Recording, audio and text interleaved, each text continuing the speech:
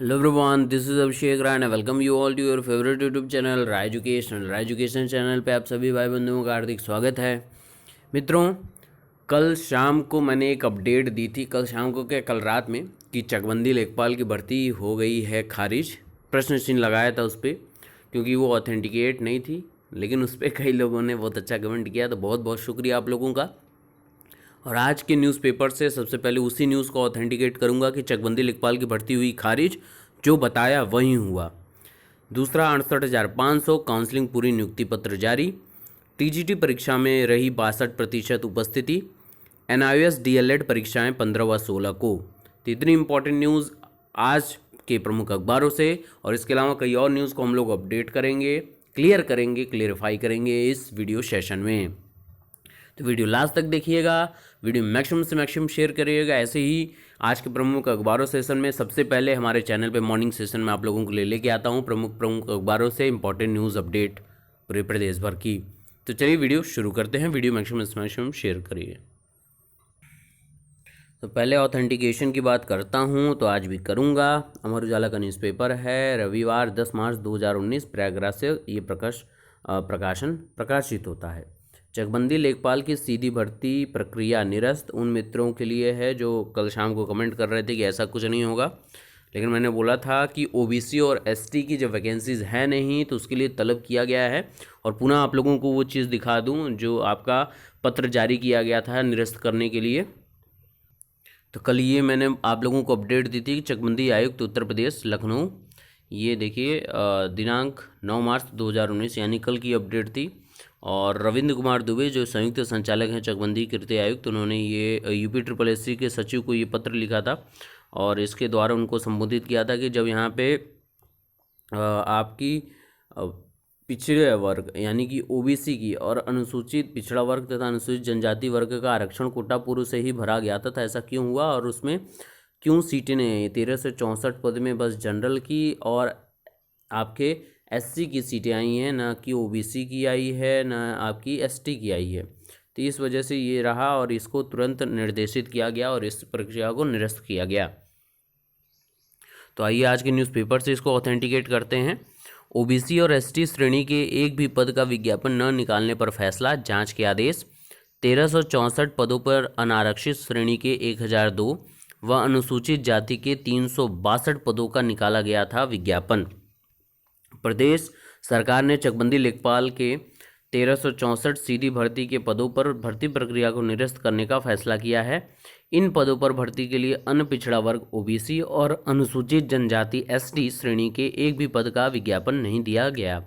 सरकार ने इसे गंभीरता से लेते हुए जहां भर्ती की प्रक्रिया निरस्त कर दी गई है, वहीं पूरे प्रकरण की जांच के आदेश भी दिए हैं। यहाँ बता दें कि इन 1364 पदों में से अनारक्षित श्रेणी के 1002 पदों और अनुसूचित जाति श्रेणी के 362 पदों का विज्ञापन निकाला गया, जबकि अन्य पिछड़ा वर्ग श्रेणी और अनुसूचित जनजाति श्रेणी के एक भी पद का विज्ञापन नहीं दिया गया। अपर मुख्य सचिव राजस्व रेणुका कुमार ने प्रदेश के चकबंदी आयुक्त को पत्र भेजे पत्र में कहा कि शासन ने यह विचार किया है कि चकबंदी लेखपालों की सीधी भर्ती के विज्ञापित कुल 1364 पदों में अनपिछड़ा वर्ग और अनुसूचित जनजाति वर्ग के पदों का विज्ञापन किन परिस्थितियों में नहीं किया गया, और अगर चकबंदी लेखपाल के सीधी भर्ती के पदों में अनपिछड़ा वर्ग व अनुसूचित जनजाति वर्ग का आरक्षण कोटा से पूर्व से ही भरा हुआ है, तो ऐसा क्यों और किन परिस्थितियों में किया गया, इस बिंदु को जांच जरूर हो। ये तो सारा पूरा पत्र का डिक्टो कॉपी यहाँ पे ये प्रिंटेड है यहाँ पे, लेकिन ऑथेंटिकेट करना जरूरी था क्योंकि शाम को मैंने अपडेट दी थी। तो यहाँ पे आगे उन्होंने लिखा है कि अपर मुख्य सचिव राजस्व के चकबंदी आयुक्त को जरूरी कार्रवाई करते हुए कार्रवाई की से शासन को अवगत कराने के निर्देश भी दिए गए हैं। इस संबंध में शासन ने उत्तर प्रदेश अधीनस्थ सेवा चयन आयोग से इस भर्ती प्रक्रिया को तत्काल प्रभाव से रोकने और भर्ती के संबंध में पूर्व में जारी किए गए विज्ञापन को निरस्त करने के लिए कहा है। यहाँ बता दें कि उत्तर प्रदेश अधीनस्थ सेवा चयन आयोग ने चकबंदी लेखपाल सामान्य चयन प्रतियोगात्मक परीक्षा 2019 के संबंध में विज्ञापन संख्या 3 परीक्षा 2019 जारी किया था, जो निरस्त कर दिया गया। तो ये आपकी चकबंदी लेखपाल से सीधी भर्ती का जो था वो प्रक्रिया को आपकी निरस्त कर दिया गया, सीधी और स्पष्ट बात यहाँ पे लिख दी गई है। चलते हैं अपने अगले न्यूज़ अपडेट की तरफ। आपका जो 68,500 से संबंधित है और बहुत इंपॉर्टेंट है मित्रों। आप लोग शिक्षा विभाग से हमारे साथ जुड़े हैं तो उसकी आपको अपडेट पल पल की मिलती रहती है। तो काउंसलिंग पूरी, नियुक्ति पत्र जारी। प्रदेश के परिषदीय विद्यालयों में 68,500 शिक्षक भर्ती में पुनर्मूल्यांकन के बाद सफल 4596 अभ्यर्थियों की शनिवार को काउंसलिंग पूरी हो गई। स्कूल आवंटन के साथ नियुक्ति पत्र भी जारी कर दिए गए। सचिव बेसिक शिक्षा परिषद की ओर से अनुसार प्रदेश के 15 से अधिक बीएसए ने नियुक्ति पत्र जारी करने की सूचना दी है। हालांकि अभी ऐसे कई जिले हैं जहां प्रक्रिया जारी है। सचिव परिषद रूबी सिंह ने बताया कि प्रदेश के अधिकांश जिलों में विद्यालयों के आवंटन का काम पूरा हो गया है। कुछ जिलों में अभी विद्यालय आवंटित करके नियुक्ति पत्र जारी नहीं किए गए हैं, वहां भी जल्द प्रक्रिया पूरी हो जाएगी। बताया कि गोरखपुर, फैजाबाद, मेरठ, मुरादाबाद, प्रतापगढ़ सहित कई जिलों में नियुक्ति पत्र जारी कर दिए गए हैं। तो बहुत बहुत बधाइयाँ 68,500 पुनर्मूल्यांकन में चयनित अभ्यर्थियों को, और वो अपनी सेवा प्रदान करें जाके प्राथमिक विद्यालय में। यही आशा है और यही कामना है कि अपने अनुजों को भी गाइडलाइन देते रहेंगे जो 69,000 में हैं, ताकि उनको भी आगे कोई भी परेशानी ना हो। तो जुड़े रहिए अपने मित्रों के साथ और उनको अपडेट करते रहिएगा। जो भी कार्रवाई होती रहेगी या जो भी क्रियाकलाप आपने फेस किया है वो आपके अनुज या प्रॉब्लम कोई ना फेस कर पाएँ, आप उनको समझाते रहिए। तो बस यही आशा और यही आप लोगों से कामना है। आगे इसमें कि 26 चयनितों को नहीं मिला नियुक्ति पत्र। पुनर्मूल्यांकन में सफल 4596 में से 27 अभ्यर्थियों को प्रयागराज में काउंसलिंग के लिए चुना गया। 26 ने काउंसलिंग में रिपोर्ट करने के बाद विद्यालय आवंटन के लिए विकल्प भर दिया। हालांकि अभी इनको विद्यालय आवंटित नहीं किए जा सके हैं। इस बारे में जब बीएसए संजय कुशवाहा से बात करने की कोशिश की गई थी तो वो फ़ोन पर उपलब्ध नहीं हुए। वहीं सचिव बेसिक शिक्षा परिषद ने इस संबंध में बीएसए से वार्ता करने की बात कही है। तो जल्दी इनको भी नियुक्ति पत्र मिल जाएगा, कोई भी प्रॉब्लम वाली बात नहीं है।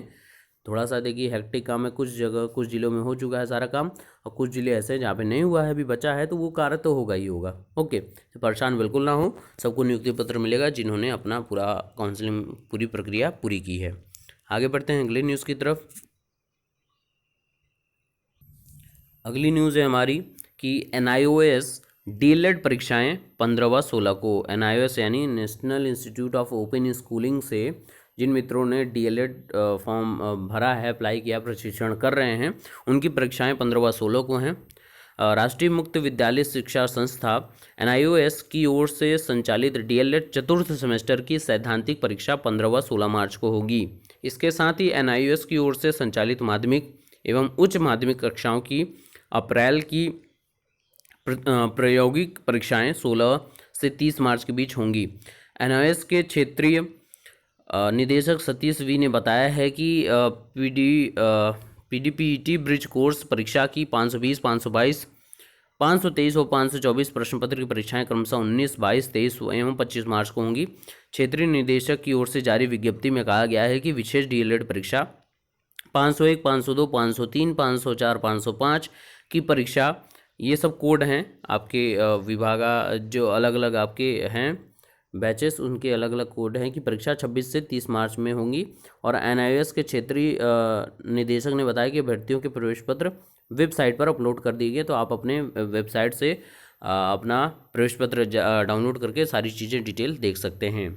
आगे बात करें हम लोग तो TGT परीक्षा की बात करें हम लोग तो TGT में 62% उपस्थिति रही। प्रदेश के 300 केंद्रों पर 2 पालियों में हुई चयन बोर्ड की परीक्षाएं।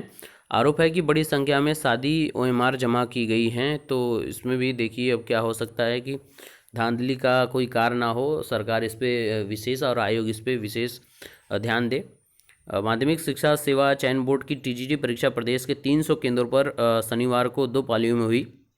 शनिवार को TGT परीक्षा में पहली पाली में 300 केंद्रों पर 1.5 लाख से अधिक परीक्षार्थी TGT विज्ञान, गृह विज्ञान, कला, बंगला की परीक्षा के लिए पंजीकृत थे, जबकि दूसरी पाली में 267 केंद्रों पर 1.33 लाख से अधिक परीक्षार्थी TGT संस्कृत, अंग्रेजी, वाणिज्य, सिलाई की परीक्षा के लिए पंजीकृत थे।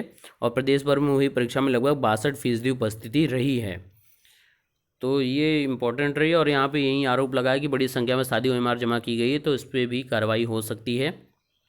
उत्तर प्रदेश माध्यमिक शिक्षा सेवा चयन बोर्ड की शनिवार को ही पहली पाली की परीक्षा में शामिल कई परीक्षार्थियों ने आरोप लगाया कि उनके परीक्षा केंद्र पर बड़ी संख्या में परीक्षार्थियों ने सादी ओएमआर जमा कर दी है।